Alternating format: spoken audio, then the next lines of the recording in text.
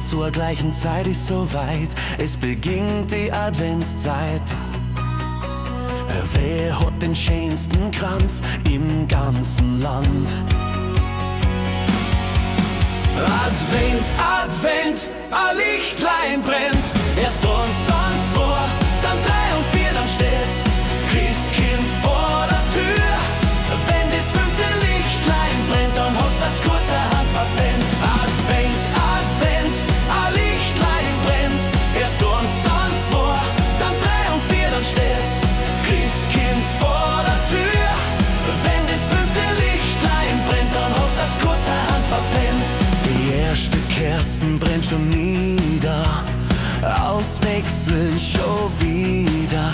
Bei der zweiten läuft's nicht besser.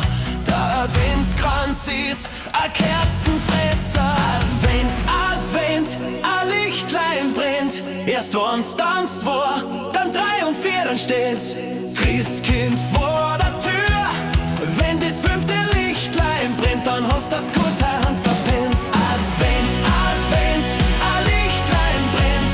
Erst eins, dann zwei, dann drei und vier, dann steht's Christkind vor der Tür.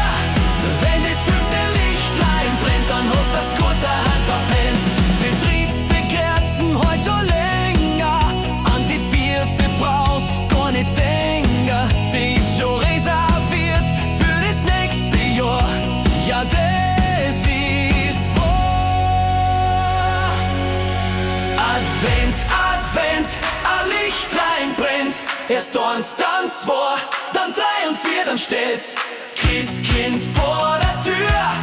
Wenn das fünfte Lichtlein brennt, dann hast das kurzerhand verpennt. Advent, Advent, ein Lichtlein brennt.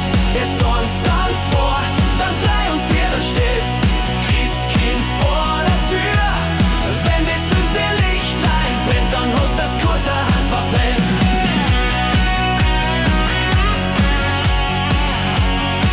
Ja, dann hast das kurzerhand verpennt.